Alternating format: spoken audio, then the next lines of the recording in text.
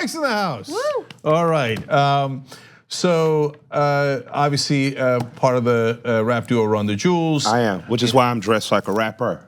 There you go, and you're running some jewels, I see, okay? You got a new show on Netflix, Trigger Warning, okay? So we're gonna talk about the news in a second, but I wanna talk about Trigger Warning because you're doing something fascinating there. Saw the trailer, I was like, are you allowed to say this stuff? Yeah. Super interesting. Yeah. The first episode was on the Black economy, and it brought up issues that no one else really talks about, right? And what happened after desegregation, which everyone talks about it as if everything was great after desegregation, but there was huge downsides to it for the Black community. Absolutely, in particular for our economy. So if you look at it in terms of baseball, prior to the integration of baseball, the Negro League arguably had a stronger, more entertaining league because the best of talent was in the Negro League from an athletic standpoint.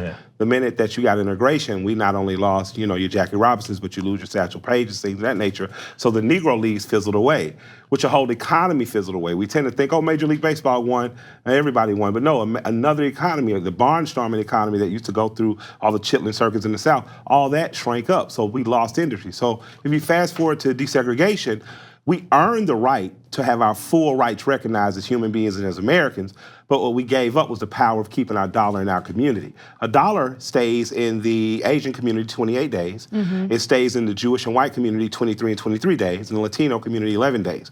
Every other ethnic group keeps a dollar in their days. African American community keeps a dollar 6 hours. Your community cannot stand as a strong community if the dollar doesn't turn more than 6 hours because you don't provide an economic base that provides a strong tax structure to have better schools.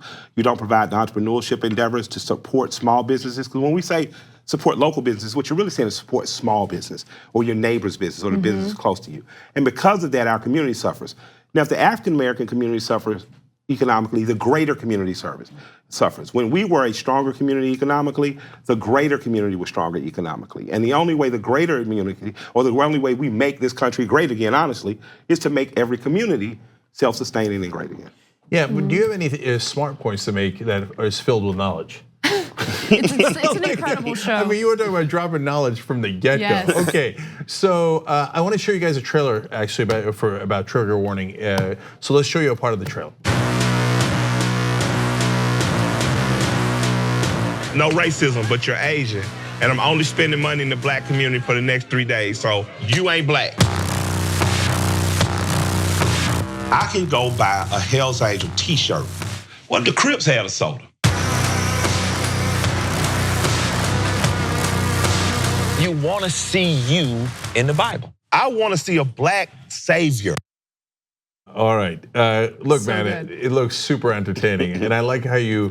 What was that? A kindergartner you corrected at one point? Yeah, Mason, a great kid. And I'll tell people, there was a young man in front of me that had just told, to be fair, that he couldn't be president. He was Canadian, so he can be prime minister, but he couldn't be president. But he said a kid told him his skin looked like poo. He's dark skinned. And I was telling him his skin is bronze, it's beautiful. And Mason, like children, felt compelled to say something. I told Mason, hold on, we can't get to you that. Because if I stop telling him why he's great right now, and show you preference in answering your question, essentially it tells him what I was saying doesn't matter to him. And I said it satirically and jokingly, and I said, Mason, you're an ally for understanding. And I said that, and some adults got their feathers ruffled about it. But when you think about it as an adult, a lot of times we do that. Yeah. When people say, hey, Black lives matter, and you pop up and say, hey, all lives matter, you're being a butthole. Because what you know that person is saying right in that moment, that it feels as though a member of the proletariat and state killing us, that state is able to kill us easier, that our life matters too. And you know that, you have the understanding as an adult with the nuances. So when you say all lives matter and you let children hear that, you begin to say other people's problems don't matter. Yeah. So I hope that Mason got that lesson. I know he did. I hope that the adults that got mad about it got it. Yeah. No, what you're doing is challenging their assumptions, which makes people uncomfortable. Yeah, me too. Right. Yeah, I was triggered on this show. I'm heterosexual, male, husband and dad. I wanted to do a pornography. I got excited. Then they said, well, everybody gets represented. Then I realized, oh, guys are going to be kissing. So I have to deal with my own prejudices and bigotry that I brought, and I had to go hire someone to make sure it was fair and amicable and treated women well. So yeah, everyone needs to be pushed to some uncomfortability so we all grow. Yes. Okay, I'm gonna ask you one last question about your career. Your voice is is almost lyrical in and of itself. Thank you. And so did you growing up know, or did the people around you know that you were gonna get into music? Was that obvious? The irony of me telling a bunch of kids not to dream big is this is exactly what my grandparents told me. I told my grandmother at 9 years old I wanted to be a rapper because I was too chubby to break dance and I couldn't backspin. So, she did tell me I should be practical and sent me with her friends to learn how to do stuff like flooring and building carpentry. All her friends would return like, he's a good boy, but he has no aptitude for the trade. So let him rap. Well, you got a lot of aptitude for a lot of things, Killer Mike. Thank you for joining us. I appreciate you greatly. All right, man. Absolutely. 2 easy ways to follow the Young Turks. One is hit the subscribe button down below.